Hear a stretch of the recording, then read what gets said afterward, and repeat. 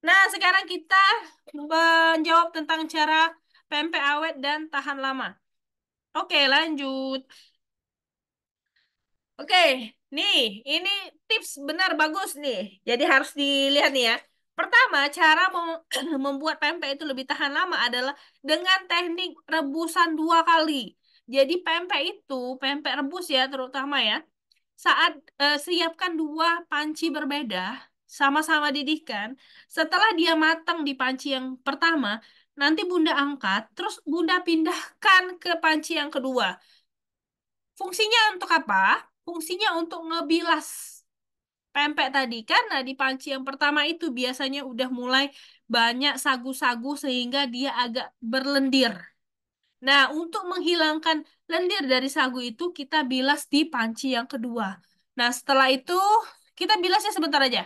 Sekitar 1 menit. Udah, kita bilas, kita angkat, kita dinginkan. Insya Allah, lendir-lendir itu akan sangat berkurang. Jadi misalnya buat hari ini, besok nggak akan berlendir ya. Aman. Ya. Yang kedua dong. Nah, yang kedua ini adalah teknik tradisional ya. Kalau orang zaman dulu itu kalau mau bawa pempek ke luar kota, biasanya pempeknya disaguin. Jadi sudah matang, sudah dingin, udah deh masukin dalam sagu, dilumurin, bungkus dalam plastik, kita bisa kirim gitu ya. Itu kenapa bisa kayak gitu? Karena sagu di sini menyerap air.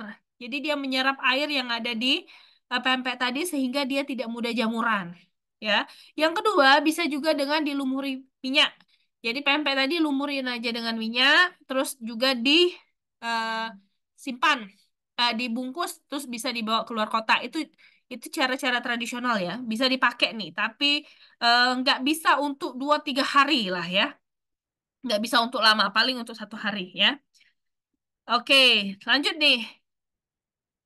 Nah, kalau sekarang ada namanya teknik modern ya. Kalau sekarang udah nggak pakai lagi tuh yang pakai sagu dan pakai minyak. Sekarang kita pakainya teknik frozen, teknik vakum, vakum frozen. Ada satu lagi nih yang ketinggalan kayaknya, teknik retort. Nanti kita bahas ya. Yang pertama adalah pempek kita bekukan. Kalau misalnya pempek itu udah beku, terus kita kemas sebenarnya 24 jam atau sehari semalam lah ya. Itu aman lah, aman pempeknya.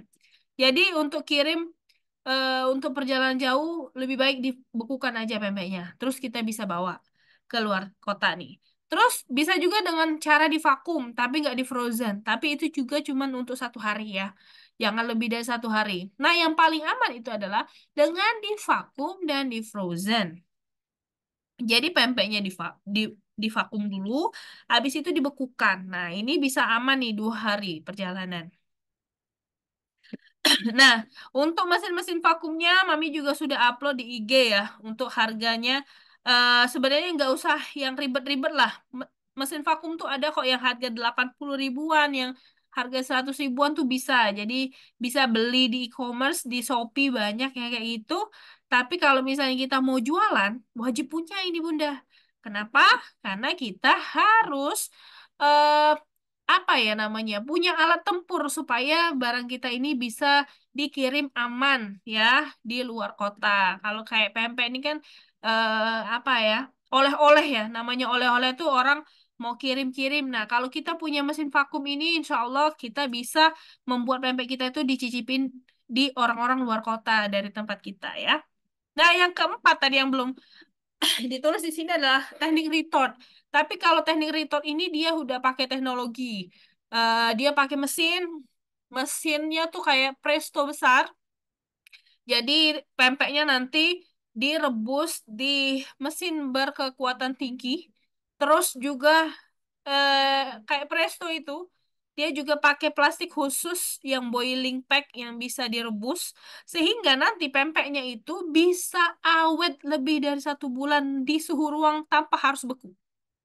Nah, kalau ini udah kayak pabrik yang punya ya. Tapi sebenarnya ada nih cara yang manual yang bisa dipakai adalah Bunda pakai boiling pack, plastik vakum yang bisa direbus itu. Habis itu Bunda kukus aja.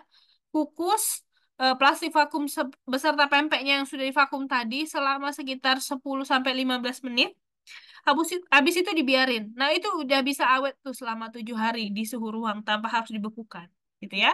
Jadi banyak sekali cara-cara pengawetannya, itu salah satu contohnya.